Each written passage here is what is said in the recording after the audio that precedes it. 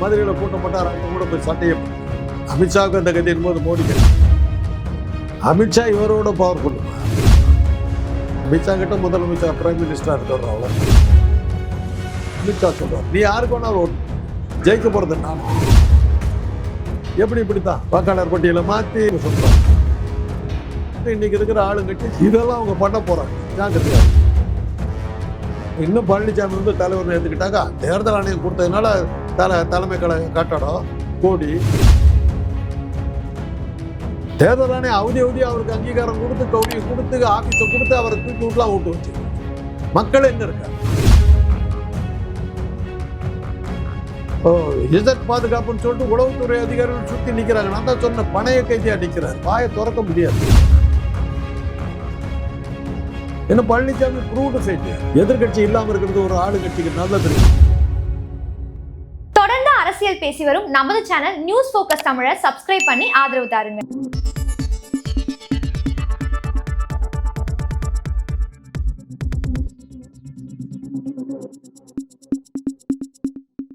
ஓபிஎஸ்க்கு எனக்கு என்ன வித்தியாசம்?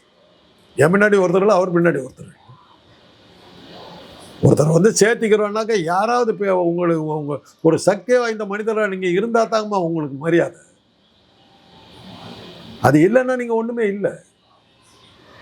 அதனாலதான் இன்னைக்கு என்டிஏ கூட்டணியில் யார் இருக்கான்னு சொன்னாக்கா சொல்றதுக்கு அவரா கட்சி பேரைய சொல்ல முடியல. பயமுடிட்டுல உட்காந்துட்டு இருக்கு. எங்கள் கூட்டணி வெற்றி பெறும். எப்படி இப்படித்தான் வாக்காளர் பட்டியலை மாற்றி வாக்கு எந்திரத்தை மாற்றி நாங்கள் ஜெயிப்போங்கிறத அவங்க சொல்கிறாங்க. அது வந்து அதை வந்து நீங்கள் ஒரு குறிப்பாக எடுத்துக்கிட்டு இன்றைக்கி இருக்கிற ஆளுங்கட்சி ஜாக்கிரதையாக இருக்கணும். எப்படி வெற்றி பெறுவாங்கங்கிறதுக்கு அவங்க முதல்லையே சொல்லிட்டாங்க. இதெல்லாம் அவங்க பண்ண போகிறாங்க, ஜாக்கிரதையாக இருக்குங்கிறத நம்ம வந்து வெளியிலேருந்து நம்ம சொல்கிறது ஒரு விஷயம். மக்கள் யாருக்கு ஓட்டு போடுறதுன்னு முடிவு எடுத்துட்டாங்கம்மா. ஆனால் அது வந்து இது தேர்தல் முடிவுகளில் வர்றதுக்கு சான்ஸ் இல்லைங்கிறதான் அமித்ஷா சொல்கிறார். நீ யாருக்கு வேணாலும் ஓட்டு போட்டுக்க, ஜெயிக்க போகிறது நானுங்கிறது. அதான் ஒரு பேச்சில் நமக்கு தெரிகிற விஷயம். மோடி வர்றது வந்து வருவார் செய்திகளுக்கு மோடி வருகை அப்படின்னு வரலாம் போடலாம். ஓகே சார், இப்போ மற்ற மாநிலங்கள்ல இவிஎம் பயன்படுத்தி அவங்க வெற்றி பெறுறது ஓகே. ஆனா தமிழ்நாட்டில் அவங்க என்டிஏ கூட்டணி அப்படிங்கிறத கிரியேட் பண்ணதுக்கான காரணமே அதிமுகவை டெமாலிஷ் பண்றதுக்காக தான் அப்படிங்கிற ஒரு குற்றச்சாட்டு எடுத்து வைக்கிறாங்க. இதை நீங்க எப்படி பாக்குறீங்க? அதிமுக எங்க இருக்குது டெமாலிஷ் பண்றதுக்கு?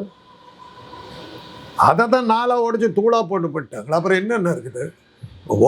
பழனிசாமி கூட இருக்கவங்கலாம் யார்?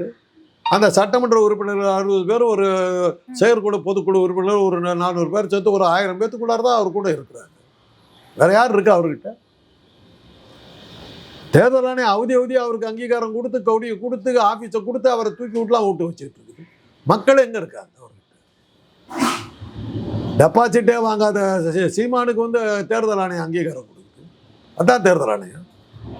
இதை வச்சுக்கிட்டு அவர் என்னத்தை பண்ண முடியும்?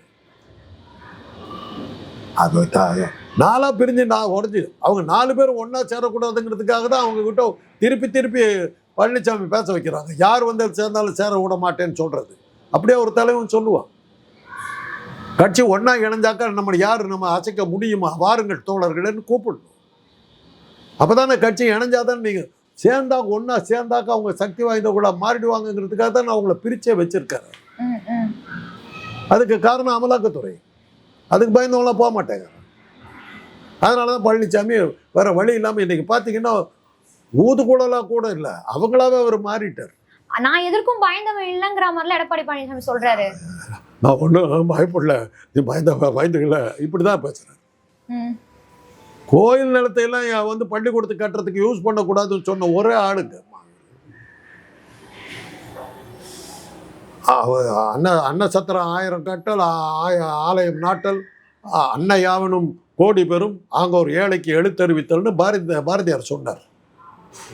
ஏழைகளுக்கு அன்ன சத்திரம் கட்டுறதோ, சாப்பாடு போடுறதுக்கு சத்திரம் கட்டுறதோ, ஒரு கோயிலெல்லாம் 100 கோயில் கட்டுறதை விட ஒரு ஏழைக்கு படிப்பு சொல்லி கொடுக்கறது இது எல்லாத்த விட மிகப்பெரிய புண்ணியம்னு சொன்னது தான் பாரதியார் பாட்டு. அப்படிப்பட்ட ஊரில் கோயில் காசை வந்து கோயிலுக்கே செலவு பண்ணுன்னு சொல்லி சங்கிகளுக்கு ஆதரவு நின்று ஆளவர். பாஜகக்காரன் கூட அவ்வளோ சொன்னது. அந்த அளவுக்கு வேறு வழி இல்லை. ஒரு ரோட் ஷோ போகிறாரு, பின்னாடி வானதி சீனிவாச கூடவே போகிறாரு. மாற்றி பேசுகிறவ தொலைச்சி போடுவார்.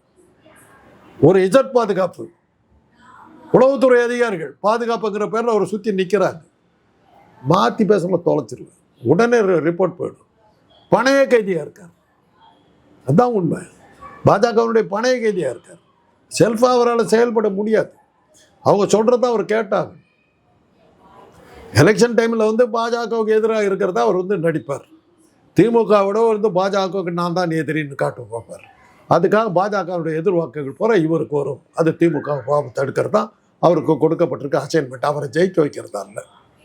அப்போ வெற்றி பெறுவது அவங்களுடைய டாஸ்க் கிடையாது. வெற்றி பெறணும்னு நினச்சாக்கா இவ்வளோ கஷ்டப்பட வேண்டிய அவசியமே இல்லை. சிம் கார்டு எடுத்து இந்த சிம் கார்டு இது பண்ணாக்க என்னத்துக்கு மீட்டிங்கெல்லாம் அப்படி இப்போ ஜெயிக்கிற ஆளாவுங்க. இந்த தடவை அவங்க மைனாரிட்டி அரசாக மாறினதுக்கு காரணம் அவங்க ஆளுங்களை காலை வரி விட்டது. யோகி ஆதித்யநாத் காலை வரி விட்டதுனால தான் மைனாரிட்டியாக மாறிச்சு. அவரை முறைச்சாங்க, காலை வரி விட்டார். அதனால தான் மைனாரிட்டி அரசாக மாறிச்சு. இல்லாட்டி போனால் பெரிய மெஜாரிட்டியாக ஜெயிச்சிருப்பாங்க. அவங்க ஆட்சியில் இருக்கவங்களே காலை வரினதுனால தான் மாட்டிட்டாங்க. ஓகே சார், பொதுவாகவே ஒரு அரசியல் களத்தை பொறுத்த மட்டும் ஆளுங்கட்சி எவ்வளோ ஸ்ட்ராங்காக இருக்கோ அதை விட எதிர்கட்சி ஸ்ட்ராங்காக இருக்கணும். ஏன்னா மக்களுடைய கருத்துக்களை முன்னெடுத்து வைக்கணும் அப்படிங்கிற மாதிரி சொல்லப்படும். ஆனால் எடப்பாடி பழனிசாமி அவர்கள் ஒரு எதிர்கட்சி தலைவராக செயல்படவே இல்லை அப்படிங்கிற ஒரு குற்றச்சாட்டு எழுப்பப்படுது. குற்றச்சாட்டுல தான் உண்மை. அவர் என்ன பண்ணாரு, என்ன போராட்டம் நடத்தினாரு? இப்போ நடத்திட்டு இருக்காரு. இப்போதானே போறாரு, எலெக்ஷனுக்கு முன்னாடி தானே போறாரு. 4 வருஷமா என்ன பண்ணிட்டு இருந்தாரு? ஒரு கட்சிக்கு ஒரு மாநாடு போட்டிருப்பாரா, ஒரு ஊர்வலம் நடத்திருப்பாரா, ஒரு போராட்டம் நடத்திருப்பாரா? திமுக ஆட்சியில் தப்பே நடக்கலையா? என்ன பண்ணார் இவர்? சட்டமன்றத்தில் ஏதாவது பேசியிருக்காரா? ஒரே ஒரு பேச்சு தான். பன்னீர்செல்வத்துக்கு என் பக்கத்தில் இடம் எப்படி கொடுத்தீங்க? இது ஒன்று தான் 4 வருஷமாக பேசிக்கிட்டு இருக்கு. மக்கள் குறைகளை பற்றி, மக்களுடைய இதை பற்றி எதுவுமே பேசலையே அவர். அதனால தானே வந்து திமுக வந்து சிட்டிங் பிரட்டி எதிர்கட்சிகளே இல்லை. நான் அவங்க நடத்தின ஒரு கூட்டத்தில் தான் சொன்னேன், இது உங்களுக்கு நல்லது இல்லைன்னு.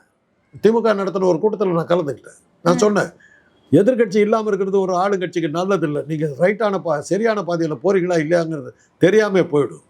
ஆனால் ஒரு எதிர்கட்சியை நீங்கள் உருவாக்குங்க. என்ன பழனிசாமி ப்ரூவ்டு ஃபெயிலியர். அரசியலையும் தெரியும், ஒரு கட்சி நடத்துறது சரி, ஒரு தோல்வி அடைந்து விட்டுருக்காரு. ஒன்றுமே செய்யலை அவர். எதிர்கட்சி தலைவராக செயல்படாததற்கான காரணம் என்னவா இருக்கும் சார்? மிரட்டல். சரி, இப்போ அப்படி பார்த்தா கூட என்டிஏ கூட்டணி அப்படிங்கிறது ஏப்ரல் மாதம் கிரியேட் ஆச்சு. ஸோ அப்ப இருந்து பாஜக கிட்ட இருந்து மிரட்டல் வந்து அப்படின்னு வச்சுக்கிட்டா கூட 4.5 வருஷமா எப்படி அவங்களுக்கு மிரட்டல் வந்திருக்கும்? செயல்பட வேண்டிய அவசியமே வரலமா அவருக்கு. என்ன பண்ணுவார் அவர்? கட்சி நாளாக உடஞ்சி போச்சு, கூட இருக்கிற தொண்டர்கள் யாருமே இல்லை. இவரை என்னவா வச்சிருக்காங்கன்னு தெரியல அவருக்கு. எது ஒன்றும் இல்லை, தான் சொந்த கட்சி விஷயத்தை போய் அமித்ஷா கிட்ட டெல்லியில் போய் இல்லை இப்போ முடிவு எடுத்துகிட்டு வர்றாரு. அப்படி இருக்கும்போது கட்சி தொண்டை யார் இருந்தா? இப்போ கடைசியாக தேர்தலே நிற்காம விட்டுட்டாரு, புறக்கணிக்கிறேன்னு சொல்லிட்டு. கொஞ்சம் இருந்த கட்சிக்காரன்னு வெளியே போயிட்டான். அப்புறம் எங்கே இருக்குது அரசியல் கட்சி? எங்கே இருக்குது கட்சி? 10 தோல்வி அடைஞ்சார், 10 தடவை தோல்த்தார், 3 தடவை தேர்தலே நிற்கல. எங்கே இருக்குது அரசியல் கட்சி? பழனிசாமி தனி மனிதர், அந்த கட்சியே இல்லையே. அப்படி இருக்கும்போது அவங்க ஜெயிப்பாங்கன்னு சொன்னாக்கா கேட்டுக்க வேண்டியது. ஓகே சார், இப்போ இந்த இடத்துல ஒரு கேள்வி வருது. இந்த அளவுக்கு ஒரு சரிவை வந்துட்டு எடப்பாடி சந்தித்துட்டு இருக்கிறாரு அப்படின்னு நீங்க சொன்னாலும் இதை உணர்ந்து எடப்பாடி இப்போவாச்சும் அரசியல் நடத்துறாரா? அவரை விடமாட்டேங்கிறாங்கம்மா. அவர் மக்கள்கிட்ட பேச போனாங்க, வானதி சீனிவாசன் பின்னாடியே நிற்கிறாங்க. அவர் ஊர்வலத்தில் போக விட மாட்டேங்கிறாங்க. இசட் பாதுகாப்புன்னு சொல்லிட்டு உளவுத்துறை அதிகாரிகள் சுற்றி நிற்கிறாங்க. நான் தான் சொன்ன, பணைய கைதியாக நிற்கிறார். வாயை திறக்க முடியாது. அவங்க சொல்கிறத அவர் பேசி ஆகும், அவ்வளோதான் அவரால் முடியும். பரிதாபத்துக்குரிய மனிதர். அவர் நினச்சி வருத்தமாக இருக்குது. என்னைக்கு அவருக்கு விடுதலை கிடைக்கும்னு தெரியல. ஜெயிலுங்கிறது வந்து கம்பி போட்ட கதவுக்கு பின்னாடி இருக்கிறது இல்லை. இது மாதிரி செயல்பட விடாமல் தடுக்கிறதும் ஜெயில் தான். ஏறத்தாழ அவர் வந்து பணைய கைதி, வீட்டு கைதியாக தான் இருக்கார். ஓகே சார், இப்போ இந்த இடத்துல இன்னொரு விஷயத்தை நான் கோட் பண்ணணும்னு நினைக்கிறேன். என்னன்னு பார்த்தீங்கன்னா, இந்த கூட்டணி ஆட்சி அப்படிங்கிற ஒரு குழப்பம் வந்துச்சு இல்லையா? கம்மா போட்டுக்கோங்க அமித்ஷா அவர்களுக்கும் எடப்பாடி அவர்களுக்கும். அந்த இடத்துல எடப்பாடி என்ன சொல்றாரு அப்படின்னா, தொண்டர்களை உற்சாகப்படுத்துறதுக்காக நாங்கள் அப்படி சொன்னோன்ற மாதிரி சொல்றாரு. அப்போ தொண்டர்களை உற்சாகப்படுத்துறதுக்காக என்ன வேணா பேசலாமா ஒரு அரசியல் கட்சி தலைவர்? முதல்ல தொண்டர்கள் இருந்தால உற்சாகப்படுத்துறது. ஏன் இதை கேட்டுட்டு அப்படியே பொங்கி எழுந்து வந்துட்டான்? எங்க இருக்கான் தொண்டை? அவ்வளோதான் கேள்வி. அவரை விட்டு 3 எலெக்ஷனாக நிற்கலம்மா. தொண்டனுக்கு வந்து எலெக்ஷன் நின்னா தான் நம்ம கட்சி ஆட்சிக்கு வரும், நம்ம கட்சி எதிர்கட்சியாக இருக்குது, நம்ம ஒரு உழைச்ச உழைப்புக்கு நமக்கு ஏதாவது கட்சியில் இருக்கோங்கிறதுக்காக நமக்கு ஒரு செல்வாக்கு இருக்குது, நம்மளை ஒரு 4 பேர் மதிப்பாங்கங்கிறதெல்லாம் தேர்தல் நின்னா தான் முடியும். நீங்கள் தேர்தலே நிற்கலை. ஆட்சிக்கு வரதுக்கான அடையாளத்தையே காட்டல. அப்புறம் எப்படி இருப்பான் தொண்டை? சமூக நீதி நீங்கள் பேசலை, அதுவும் இல்லை. இப்போ வீரமணிலாம் இருக்காங்க, சமூக நீதி பேசுகிறவங்க தேர்தலில் நிற்க மாட்டாங்க. அவங்க பின்னாடி சமூக நீதிக்கான போராளிகள் அவங்க பின்னாடி நிற்கிறாங்க. அதையாவது செய்யணும், அதையும் செய்யலையே. ஒரு எதுக்காக கட்சி வச்சிருக்காரா இல்லையானே தெரியலையே. 3 தேர்தலில் நிற்கவே இல்லையே, முடிஞ்சு போச்சு இல்லை. அப்புறம் இன்னும் பழனிசாமி வந்து தலைவர்னு ஏற்றுக்கிட்டாங்க. தேர்தல் ஆணையம் கொடுத்ததுனால தலைமை கழக கட்டடம் கோடி, இதை தவிர அவர்கிட்ட என்ன இருக்குது? அவர்கிட்ட யார் இருக்கிறா? கையில் காசு இருக்கிறதுனால ஒரு கூட்டத்தை கூட்டி காட்டிக்கிட்டு போயிட்டு இருக்காரு. வேற என்ன நடந்துட்டு? இறங்கி நடக்க மாட்டேங்கிறாரு, வண்டியிலேயே போயிட்டு இருக்காரு. ஸ்டாலின் இறங்கி நடந்து போனார்ல, அத்தனை பேர்த்திட்டு கையை கொடுத்துக்கிட்டு போனார்ல, போக வேண்டியது. அவங்க தலைவர் மாதிரியே, மோடி மாதிரியே வண்டியிலே இருந்துக்கிட்டு கையாட்டிக்கிட்டே போவார். விவேக் கேட்ட மாதிரி தான் இருக்குது. ஆளே இல்லாத இடத்துல யாருக்கிட்ட காப்பி ஆத்துறேன். மோடி அதை அப்படிதான் அந்த காஷ்மீரில் ஒரு இடத்துல கையாட்டிட்டு போவார். அந்த கேமராக்காரன் கொஞ்சம் கூட யோசிக்காம பின்னாடி இருந்து எடுக்கிறான். 2 பக்கம் காக்கா இல்லை, யாருக்கோ கையாட்டிட்டு சும்மா ஜீப்பில் ஏறிட்டு கையாட்டி போய் காக்கா இல்லை, கண்டு கட்டினவர் கையாட்டிட்டு போகிறேன். இப்படி காமெடி பீஸாக இருக்காரு. அடுத்த அப்படி நம்ம ஒரு காமெடி பீஸ்ன்னு எடுத்தீங்கன்னா எடப்பாடி பழனிசாமி. இது தொடர்ந்து எடப்பாடியோடைய பேச்சுக்கள்லாம் பார்த்தீங்கன்னா டிஎம்கேவை நோக்கி கிடையாது, டிஎம்கேவை தாக்கியோ கிடையாது, டிஎம்கேவுடைய கூட்டணி கட்சிகளை தாக்கி பேசுறாரு, அவங்கள விமர்சனம் பண்றாரு. இதை நீங்க எப்படி பாக்குறீங்க? அவங்களெல்லாம் இந்த பக்கம் இழுக்கிறாராம், சாமர்த்தியமா இழுக்கிறாராம், ராஜதந்திரமா பேசுறாங்க. யாரு ஜெயிப்பாங்கன்னு தெரியுதோ, யாரால லாபம் கிடைக்குது இருக்கிறதோ அவங்க கிட்ட தான் போய் சேருவாங்க. எலெக்ஷனுங்கிறதே அதுதான், தேர்தலுங்கிறத கூட்டணி. என்கிட்ட யார் வந்து சேருவா? நான் ஜெயிக்கிறதுக்கான அடையாளத்தை காட்டணும். இவனோட சேர்ந்தால் நமக்கு வெற்றி கிடைக்க 2 சீட்டு கிடைக்குங்கிறனா தான் என் கூட கூட்டணிக்கு வருவாங்க. இல்லாட்டி போனால் என்கிட்ட யார் வருவா? அதனால் இதெல்லாம் வந்து அரசியல் அரிச்சுவடி மாதிரி இது கூட தெரியாமல் வந்து நம்மளாம் பேசிக்கிட்டு இருக்கிற அர்த்தம்.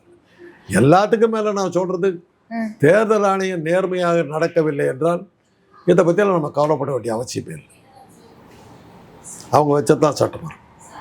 தேர்தல் ஆணையம் நேர்மையாக நடந்ததுன்னா மறுபடியும் கவலைப்பட வேண்டியதில் பாஜகங்கிறது வைப் அவுட் ஆகிடும், தொடர்ந்து தெரியப்படும். ஓகே, தொடர்ந்து அதிமுகவினுடைய நிலைமை அப்படிங்கிறது ரொம்ப கவலைக்கிடமா இருக்குன்ற மாதிரி தான் நீங்க சொல்றீங்க. அப்படி இருக்கும் பொழுது எந்த ஒரு நம்பிக்கையில எடப்பாடி பழனிசாமி அவர்கள் இப்போ ஒரு சில பிரச்சாரங்கள்லாம் மேற்கொள்றாரு, அரசியல் நடத்திட்டு இருக்கிறாரு? அவங்க மிரட்டுறாங்க, வந்துகிட்டு இருக்காரு பாஜக. அவ்வளவுதான். பன்னீர்செல்வத்தை கூப்பிடலையா அவங்க? ஏன்னா பன்னீர்செல்வம் வந்து சில சமயத்தில் சுயமா சிந்திச்சிருவார், ஆபத்தா போயிடும். 2வது சசிகலாவும் அவருக்கும் ரத்த உறவு இருக்கு, ஒரே ஜாதிக்காரன். ஒரு 2 பேரும் ஒன்றா சேர்ந்தாங்கன்னா ஆபத்தா போயிடும். பழனிசாமி தனியாக இருக்கார், அவருக்கு யாருமே இல்லை. அவர் எப்பவுமே கீழே படுத்திருப்பார், இப்படி கையை நீட்டிட்டு இருப்பார். யார் ஆட்சியில் இருக்காங்க அவங்க காலை பிடிச்சிக்குவார். இந்த கால் போய் அடுத்த கால் வந்துன்னா அந்த ஆட்சியில் இருந்து அந்த காலை பிடிச்சிக்குவார். அவரை பொறுத்தவரைக்கும் படுத்திருப்பார், காலை பிடிச்சிக்கிட்டே இருப்பார். அந்த மாதிரி ஒரு பணிவான ஒரு பணியாளர் நம்ம பார்க்க முடியாது. அதனால் பார்வையிலே சேவக நாயின்னு பாரதி பாடின மாதிரி நடத்தையில் சேவக நாய் காலை பிடிச்சவர் விடவே மாட்டார். அப்படிப்பட்ட கண்ணன் அவர். அதனால தான் அவர் மேலே அவர் நம்பிக்கை. யார் ஆட்சியில் இருக்காங்க ஸ்டூலு கண்டியில் படுத்திருப்பார், கால் மாறினாலும் பரவாயில்ல, அந்த யார் ஆட்சியில் இருக்காங்க அந்த காலை பிடிச்சிக்குவார், பதவியில் இருந்துருவார். அப்படிப்பட்ட ஒரு கீழ்ப்படிதலான ஒரு தலைவரை நீங்கள் பார்க்க முடியாது. பன்னீர்செல்வம் சில சமயங்களில் சுயமாக சிந்திக்கிற சான்ஸ் இருக்குது. சசிகலாங்கிற ஒரு இது இருக்குது. இவங்க 3 பேர் சேர்ந்தாங்கன்னா, முக்குளத்தோர் பூரா சேர்ந்தாங்கன்னா வம்பா போய்ட்டு. இதெல்லாம் அவருக்கு இருக்கிற பயம். இவர் வந்து ஒரே ஜாதியை வச்சுக்கிட்டு இருக்காரு. முக்குளத்தோருங்கிற தென் மாவட்டங்கள் பூரா அவங்க கையில் இருக்கு. எம்ஜிஆர் கட்சி ஆரம்பிச்சதை முக்குளத்தோரை நம்பி தான் ஆரம்பித்தார். ஜெயலலிதாவும் முக்குளத்தோரை நம்பி தான் இருந்தார். அது மாதிரி அந்த முக்குளத்தோர்கள் பூராவுமே வந்து அதிமுக வந்து எடுத்து வந்தாக்கா திருப்பி போகிறதுக்கான வாய்ப்புகள் இருக்குது. அது வந்துடக்கூடாது. அப்படி வந்துட்டுனா அவங்க சுயமாக நின்றுடுவாங்க. அதுக்கு தான் பன்னீர்செல்வம், சசிகலா இவங்க எல்லாத்தையும் பாஜக அமைக்க வச்சுக்கிட்டு இருக்கிறது காரணமே. ஓகே, இப்போ இந்த மாதிரி விஷயங்களை பாஜக எடுத்துட்டு வராங்க அப்படிங்கிற மாதிரி நீங்க சொல்லும்போது எனக்கு ஒரு கேள்வி எழுது சார். இப்போ வரைக்குமே தமிழ்நாடு அரசியல் களம் அப்படிங்கிறது திமுக வெர்சஸ் அதிமுக அப்படிங்கிற மாதிரி தான் இருக்கு. வரக்கூடிய தேர்தலில் இருந்து இது திமுக வெர்சஸ் பாஜகன்னு மாறுவதற்கான வாய்ப்புகள் இருக்கா? பாஜகவுக்குன்னு இங்கே யார் இருக்கா? தொண்டர்கள் யாரும் கிடையாது. இந்த மாதிரி கட்சிகளை எல்லாம் மிரட்டி அவங்களெல்லாம் தான் ஆளுன்னு காட்டிக்கிட்டு தான் அவங்க நின்றுட்டு இருக்காங்க. இப்ப ஆனா அதில் முக்கியமான ஆள் வந்து பழனிசாமி கூட இருக்கிற அந்த அதிமுக. அதை வச்சு தான் அவங்க நடத்திக்கிட்டு இருக்காங்க. அவங்கக்கிட்ட யார் இருக்கிறா? ஒரு பெரிய முருகன் மாநாடு நடத்துகிறாங்களே, என்ன பெருசாக கிழிச்சு விட்டாங்க? அங்கேயும் உட்காந்துக்கிறது அதிமுக ஆளுக்கு தான் உட்காந்துட்டு இருந்தாங்க. அங்கேயும் வந்து பெரியாரையும் அண்ணாவையும் காட்டி தானே கூட்டம் நடத்த முடிஞ்சது. அவங்களால சாவர்கார் படத்தையும் கோல்வால்கர் படத்தையோ காட்டலி, அவங்க ஆளுகளை காட்டலி. அங்கேயும் அவங்க மாநாட்டையும் வந்து திட்டினாங்களோ என்னமோ அது வேற விஷயம்.